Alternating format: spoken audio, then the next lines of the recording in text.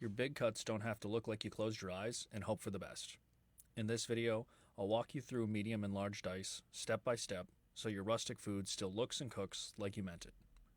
We'll use potatoes in the same steps just like we did for your other precision cuts. The only difference here is the sticks are just a step on the way to your cubes, not a final cut. Your starting setup should always be the same. Make a flat side so nothing can wobble around. Slice a thin strip off one side and flip it so the cut side is down. Now the potato grips the board instead of rolling around. You can break down the potato into small manageable chunks to make the next few steps easier. Cut your slabs a ½ inch thick. Take your time and focus on getting them all the same thickness. Then cut straight down to make long sticks, the same width as your slabs, about a ½ inch. It's hard to fix these once they're cut, so slow down and aim to get each stick right the first time. Don't get discouraged. This may take you a few times before your sticks start looking really square and even. Keep in mind that for this cut, these sticks are just one of the steps. To get your dice, line them up, rotate them, and then slice across at that same ½ inch spacing. Same width, same spacing. That gives you clean medium dice that still cook evenly but still feel chunky and hearty. For medium dice, you're aiming for a ½ inch.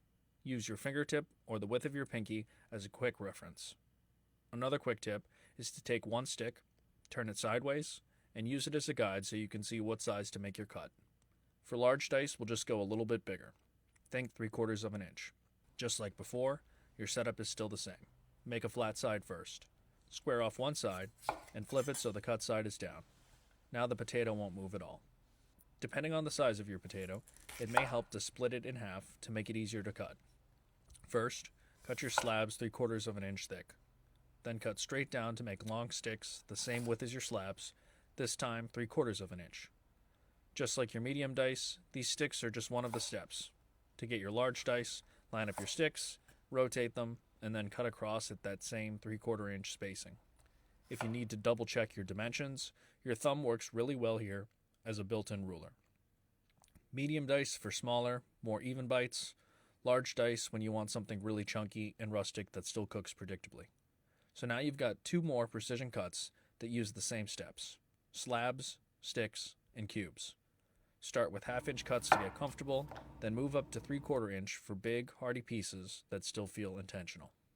If you want to skip 10 years of trial and error and get a simple guide with clear explanations, easy practice drills, and quick reference size charts, grab the Home Cook's Knife Confidence Guide.